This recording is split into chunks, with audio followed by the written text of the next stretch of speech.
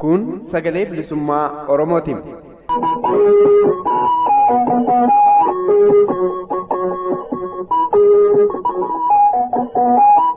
Sagaleen bilisummaa Oromoo guyyoota kibxataa, jimaataa fi sanbata ganama sa'aatii 6 walakkaadhaa haga sa'aatii 7, galgala ammoo sa'aatii 6 haga sa'aatii 6 walakkaatti, akkasumas guyyaa roobii ganama sa'aatii 7 walakkaadhaa haga sa'aatii 8tti, galgala ammoo sa'aatii 7 haga sa'aatii 7 walakkaatti dambalii gabaabaa kiilooherzii 7175 irratti yookiin dambalii giddugaleessaa kiilooherzii 837 irratti akkasumas dambalii gabaabaa meetir baandii 19 kiilooherzii 15420 irratti jimaataa fi dilbata galgala sa'aatii 8 haga 8 walakkaatti afaan Oromootiin, roobii ammoo galgala sa'aatii 8 haga sa'aatii 9tti afaan Oromoo fi afaan Amaaraan wal duraa duubaan qophiilee dabarsuuf amma jalqabama.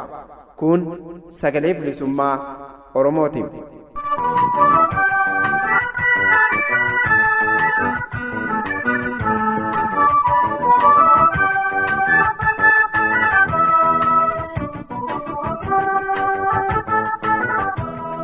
Ashama akkam jirtu dhaggeeffattoota keenya kabajamoo fi jaallatamoo sagalee bilisummaa Oromoo sagantaa afaan Oromoo irraa nageenyi keenya kabajaa fi ulfinaa qilleensarraan bakka jirtan maratti sinaa dhaqqabu siniin jecha tartiiba qophiilee keenyaa irraa isin beeksisuudhaan haga xumuraatti kan isin faana turu Anayyaantuu Bulchaati.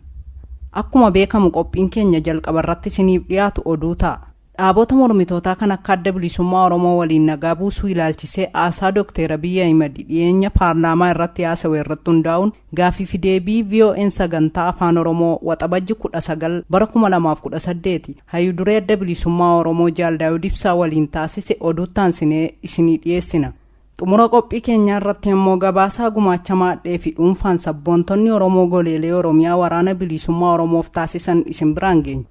Hunduma haga xumura sagantaa keenyaatti akka nu hordoftan isin affeeraa amma oduutu isiniif dhiyaata. Turtii gaarii.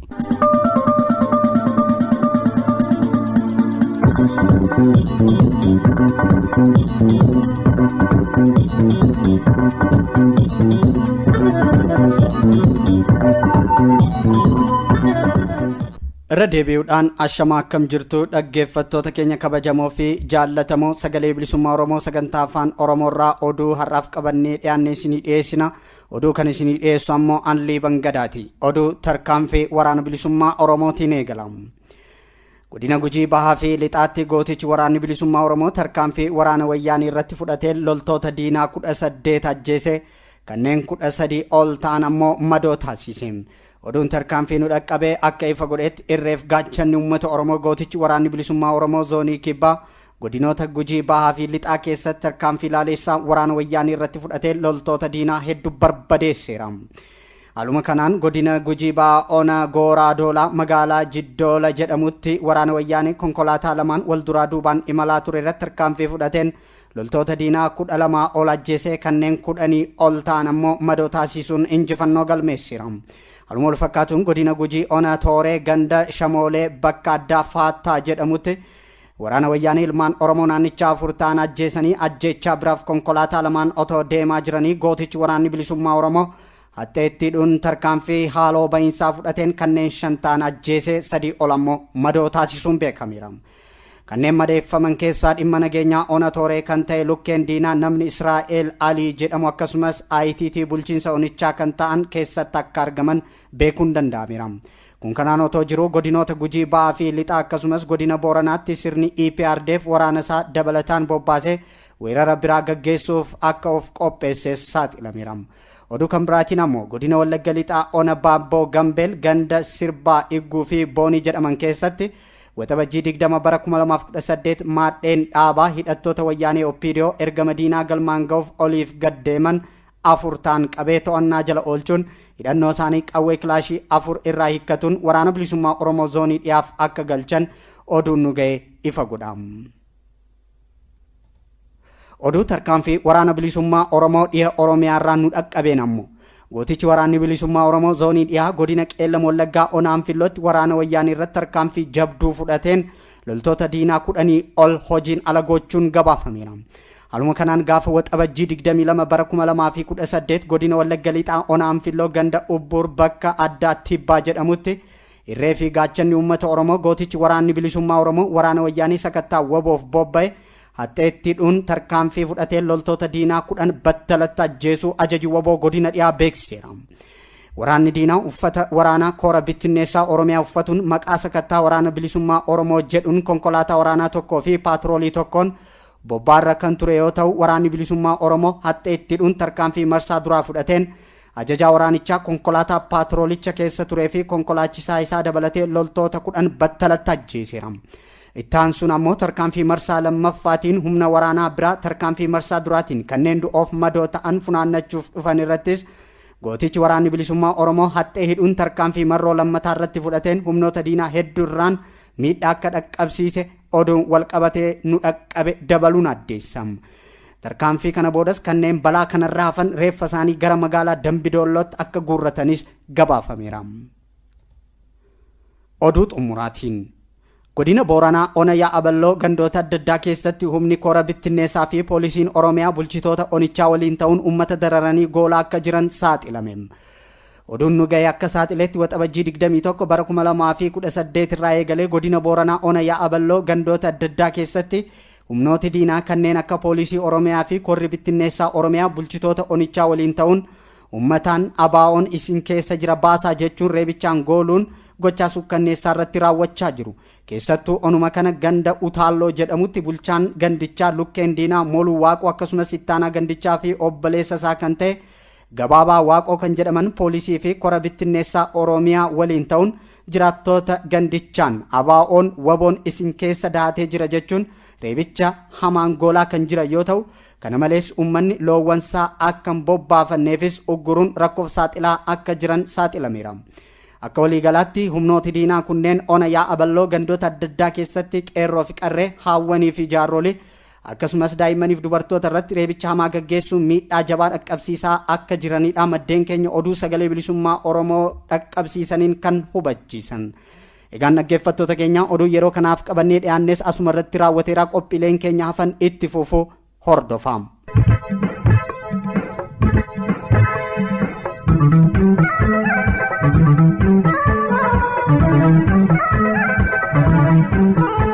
Dhaggeeffattoota keenyaa kan caqasaa jirtan sagalee bilisummaa Oromoo sagantaa afaan Oromoo irraa dambalii gabaabaa meetir baandii 19 kiilooheerzii 15,420 irratti isiniif tamsa'aa jirudha. Qophiin keenya oduu isin dhageessisuun eegalee ammallee akkuma itti fufetti jira. Jalqaba irratti akkuma isin beeksise dhaabota mormitootaa kan akka adda bilisummaa Oromoo waliin nagaa buusuu ilaalchisee haasaa Dr. Abiy Ahmed dhiyeenya paarlaamaa irratti haasawee irratti hundaa'uun gaaffiif deebii VOA'n sagantaa afaan Oromoo waxabajji 19 bara 2018 hayyuduree adda bilisummaa Oromoo Jaal Daawud Ibsaa waliin taasise qabannee dhiyaannee jirra. Hordofaa.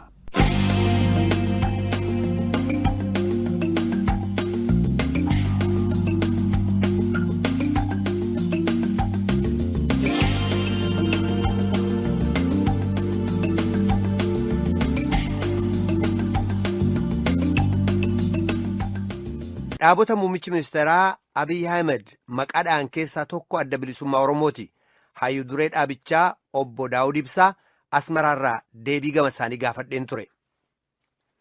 Karaa keenya muummichi ministeeraa Dr. Abiy Ahmed kanaan dura dhaabota waliigalaatii fi waamicha godhan ka fakkaatu tokko dubbatan gaafuma dura aangoo irratti bahanii isa kanaaf ibsa bal'aa baasne.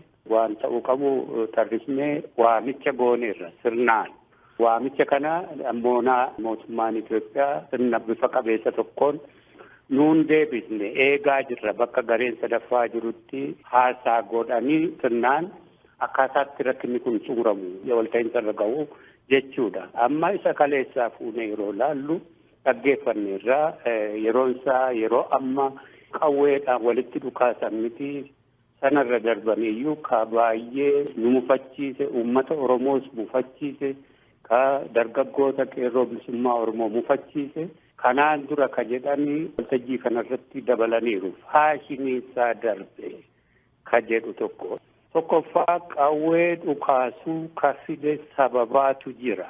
Itoophiyaa keessatti nagaadhaan gaaffii ofii darbee immoo yaada poolitikaa ofii sirna dimokiraasiin of ijaaruun waa barreessuun poolitikaatti amanan irratti yaada ofii uummatatti ibsachuun walumaagalaa mirga dimokiraasii fi darbee immoo akka uummataatti mirga uummatootaatu ukkaamamee qawweedhaan bulfamaa as keenye. Mootummaan Itoophiyaa gaafa gadi dhaabbate gargaarsa warra alagaatiin jalqabee ergasii immoo bara Haayilasillaaseen aangootti deebi'uu jalqabee bara dargiin waggaa 17 bite amma immoo deebi'ee waggaa 27 EPRDF bite humna qawweedhaanii poolitikaa isaanii uummata irratti diriirfatanii bulchiinsa isaanii fokkisaa ka uummata fixu qawweedhaan diriirfatanii bobbaa waraanaa kaampeen ji'arraa ji'atti waggaarraa waggaatti uummata irrattii fi kanneen poolitikaan ijaarama irratti gaggeessaa ba'e kanarraa ka'ee uummati dhumee fi lubbuun darbee fi qabeenyi barbadaa'ee Itoophiyaanuu awwaalcha hiyyumaa keessatti ka hafte sababaa sirna akkasii irratti diriiree irratti jechuudha. Warri qawwee fudhatanii qawweedhaan falmachuutti seenanii nagaadhaan gaaffii isaanii dhiyeessuu waan uguramaniif qawweedhaani malee qawwee haashinii godhatee namni daggala seene jaarmiyaan daggala seene hin jiru. Kana EPRDF caalaa namni beeku hin jiru. Maaliif qawweedhaan mootummaa dargii kuffiiseetii aangoo siyaasaatti ol ba'e gargaarsa mootummaa Eertiraa fi mootummaa Sudaanii fi mootummoota dhihaatiin akkasumas ka addi bilisummaa Oromoo fi dhaabotiin biraa keessatti qooda fudhatan mootummaa sana kuffiisuu keessatti qawweedhaan kufe mootummaan sun paartiin kun qawweedhaan aangootti ba'e.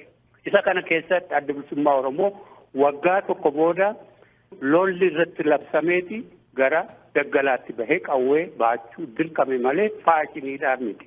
Gaafa qawwee baachuutti dirqamnee seenne Dr. Abiy Ahmed amma doktara ta'e gaafas waraana Opiidoo birgeedii Gibee keessatti karaa dhihaa karaa Dambidolloo karaa Aayiraa warra gama EPRDF ta'e nurratti dhukaasaa baheedha. Kanneen har'a faashina jedhanii akkasitti waan jedhan sababaa isaan lola dutti labsanii daggalatti seenne malee faashinaaf kanarra dhaabbatamee lubbuun darbee fi wareegamni bahe kabajaa qabaatuu qaba. Kana yoo beekan Dr. Abiy mootummaan isaanii tokkoffaa kana rikagnaayizii gochuu yookaan beekumtii kennu ka jalqabaati gara furmaataatti deemuudhaaf jechuudha. Kalammataa ammoo waamicha godhu yoo ta'e waamicha nuti goonetu jirra. Isayyuu lakki deebiin kenninu yoo jedhani akkaataatti qawwee walitti dhukaasuun kuni hafu ka sirnaa tokko waan amansiisaa lafa diriirsu kuni kasaaniiti. Obbo Daawud akka waliigalaatti waamichi deddeebi'ee dhiyaateera gama mootummaati jechuudha. Ka kaleessaa muummichi ministeera Itoophiyaa Dr. Abiy Ahmed dubbatan dabalatee jechuudha. Gama keessanis ammaan dura ibsi ba'eera. Haasaadhaaf yaalii ammaan dura godhamee milkaa'ina fe jettanii ka tarreessitan jira. Ibsa ammaan dura baastan keessatti amma gamaa gamanaayyuu fedhiin walitti dubbachuu akka jiru mul'ataadha. Kana eenyutu jalqabaa akkamitti jalqabamaa Dr. Abiy kan isaan jedhanii kottaatii nagaadhaan naannoo xarapheezaa teenyee dubbannaadha. Inni kun gara hojiitti yeroo hiikamu akkamitti ta'uu danda'a? Maali kan isin yaada dhiyeessitan? Karaa keenya mootummaa Itoophiyaa wajjin rakkina uummata Oromoo rakkina itti waggaa dheeraa itti qabsaa'e adda bilisummaa Oromoo fuudhaaf bakka gareen sadaffaa jiru gareen sadaffaa addunyaa irratti beekama kalamaan keenya irratti waltaanu irratti haasaa kana jalqabuu fi qophiidha karaa mataan kana ibsanne irra kanaan durayyuu isa kana yoo itti seenu ta'e lafa jira waamicha sanaaf itti deemuu isaanii qophii ta'uu isaanii nu ibsuu waamicha waltajjii irratti gochuurra reediyoo irratti gochuurra darbamee gara sanaatti tarkaanfatu karaa keenya jila qopheessine kanatti seenuuf qophii boorganamayyuu. Qaamni sadaffaan kun maaliif barbaachise? Gama mootummaati kun yeroo dubbatamu dhaga'amu gama keessanii garuu bakka qaamni sadaffaan jirutti dubbachuu qabna ka jedhudha ka dubbataa jirtan tokkoffaa barbaachisummaan isaa maaliif? Qaama sadaffaa yeroo jettan immoo qaama biyya keessaa jechuu keessa immoo qaama alaa jechuu keessa immoo. Karaa keenya akka hubannutti gaaffiin uummata Oromoo fi mootummaa Itoophiyaa gidduu jiru gaaffii guddaa ulfaataa ka waggaa dheeraa qabsoo godhamee nuufi mootummaa Itoophiyaa gidduu wareegama guddaa ka gaafatedha. Gaaffii kana mootummaa Itoophiyaa fi nuyi suuqa tokko keessatti yookaan maanguddoota biyya keessaa qofa walitti deddeebisuudhaan akka waggoota darban keessaa muummichi ministeeraa Mallas fa'aa yaalaniin ka xumuramu miti. Kun immoo gaaffiidha qabna waan dhiyeeffannutu qaba. Rakkinoota waggaa dheeraa uummata guddaa kana sirna gabrummaa mootummaa Itoophiyaa jalatti hidhee jirutu jira. Kana dhahaasuufna jechuudha. Isa kana immoo furuudhaa fi bakka qaama sadaffaa ka jennuuni international entity ka qabu tokko mootummaa ta'uu danda'a. Dhaabota ijaaramanii waan akkasii gaggeessaniif gahoo ta'an ta'uu danda'a. Dhaabota idil addunyaatti beekamoo ta'anii ka lamaan keenya irratti wal ta'an jechuudha. Dhuguma rakkina furuudhaaf immoo yuuka mootummaan Itoophiyaa itti qophii qaba yoo ta'e kana jechuudha ka barbaachisu biyya sadaffaa veenuu isaati bakkatti haasaan kun ta'uu jechuudha. Mootummaan Itoophiyaa yeroo adda addaatti mootummoota ollaa Itoophiyaatti dhimma bahee hoogganoota keenyaa fi akkasumas miseensota keenya irratti haleellaa gaggeessaa bahe bakkoota akkasiifaatti ta'uu hin danda'u jechuudha. Bakka lamaan keenyaafuu fudhatama qabu nageenyaaf bakka akkasiitti jechuudha.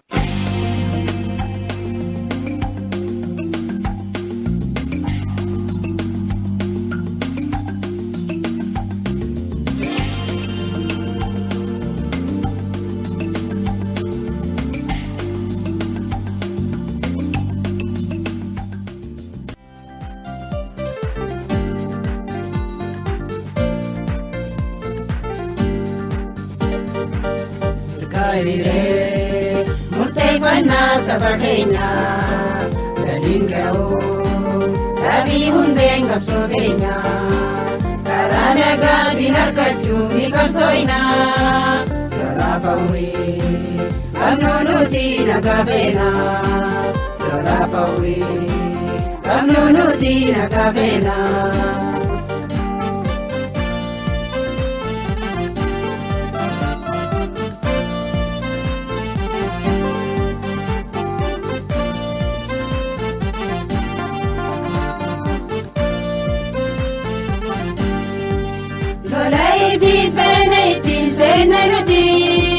Mikauman kamnu damne zirkamneti Lolai bilfeneiti senenuti Mikauman kamnu damne zirkamneti Karana gadi nargachu dadamneti Kanakanu beku biyona dunyati Kanakanu beku biyona dunyati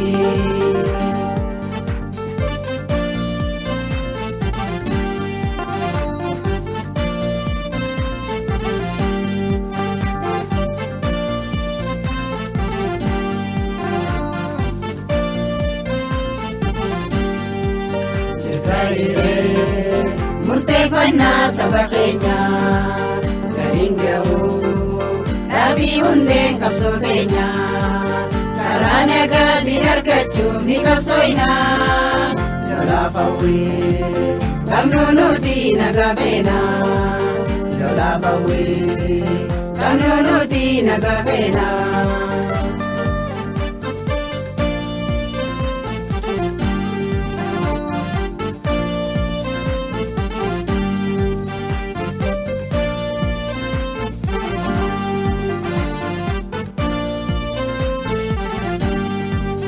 Yaadanyarratti mirga tokko dhabne hidhamuu fi ajjeefamuu dadhabanne. Yaadanyarratti mirga tokko dhabne hidhamuu fi ajjeefamuu dadhabanne. Qabeenya saamamne biyya ari'amne kanaaf qawwee qabnee lolachuuf dirqamne kanaaf qawwee qabnee lolachuuf dirqamne.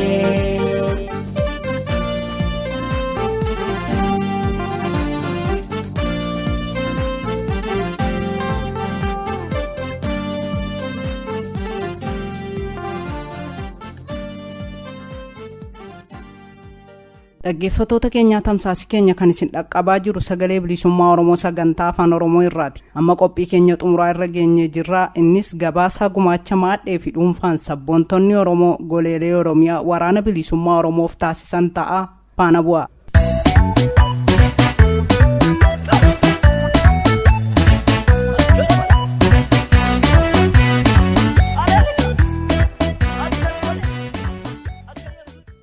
Sabboontonni ilmaan Oromoo maannee fi dhuunfaan ijaaraman qabsoo bilisummaa Oromoo kallachummaa adda bilisummaa Oromoon geggeeffamaa jiru jabeessuuf gumaacha adda addaa taasisuu itti fufaniiru. Qabsoo bilisummaa Oromoo jabeessuun gabrummaa jaarraa tokko oliif uummata keenya irratti diriirfame hundeen buqqisuuf furmaanni adda bilisummaa Oromoo waraana bilisummaa Oromoo jabeessuudha kan jedhan sabboontonni kunneen qabsoo bilisummaa Oromoo kana jabeessuuf gumaacha adda addaa taasisaniiru.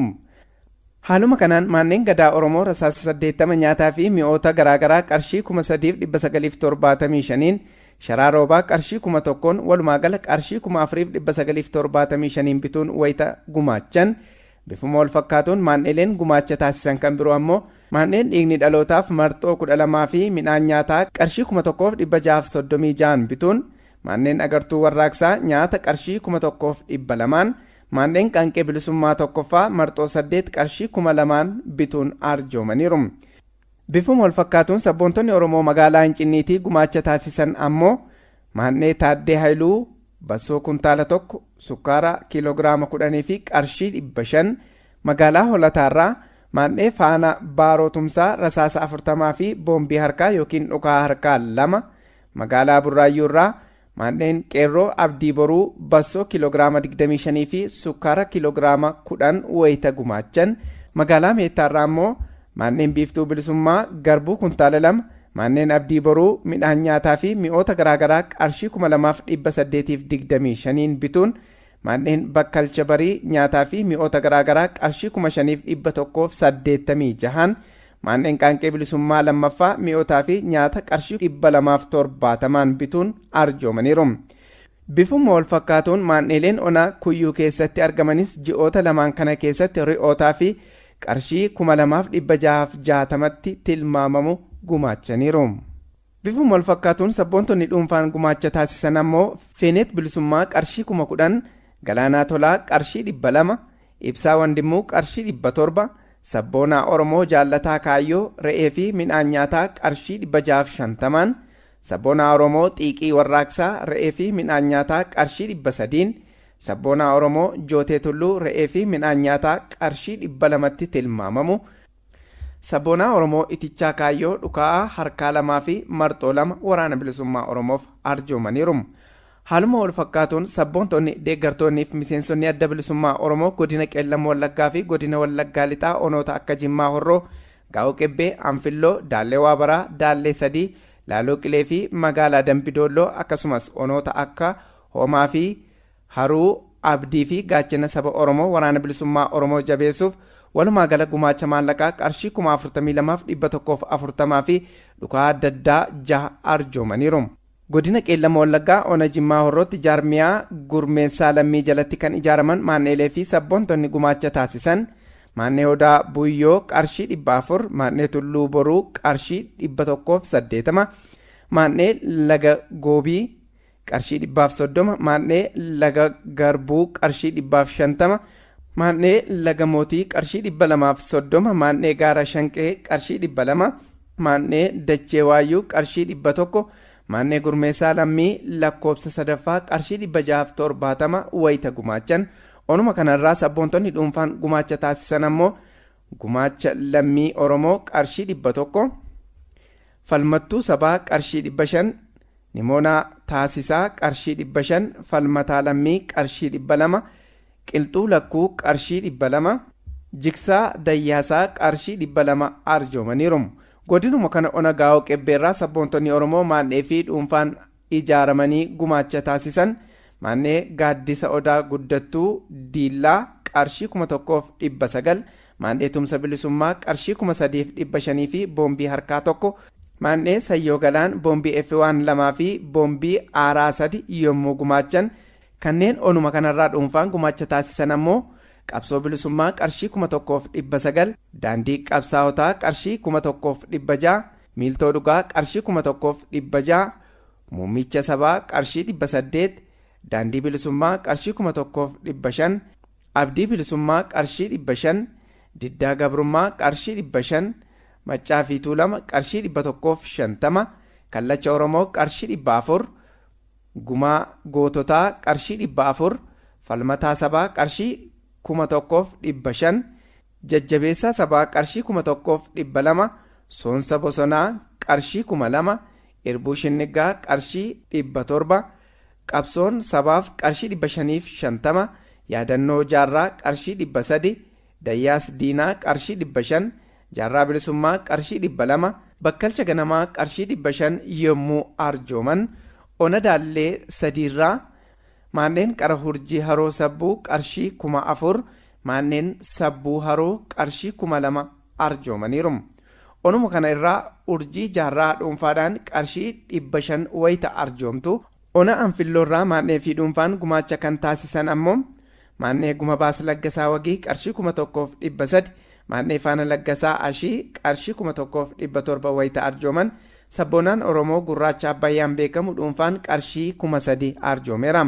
Bifuma wal fakkaatuun godinuma kana ona laaloo qilee irraa tulluu wankir dhuunfaan qarshii 1,500 wayita arjoomu. Ona daallee waabaraarraa dhuunfaan sabboonaan Oromoo gameessa daallee waabaraa qarshii 670 arjoomeera. Bifuma wal fakkaatuun magaalaa Dambidoolloorraa manneen guma baas kennasaa dabalaa qarshii 410 wayita arjoomu. Godina Wallaggaa lixaa ona hoomaa irraa ammoo maan'ileen gumaacha taasisan mannee guma baas sootalloo qarshii 250 abdii walabummaa dhuunfaadhaan qarshii 350 arjoomeera. Godinuma kana ona haroorraa ammoo manneen boonaa qarshii 500 gumaacheera.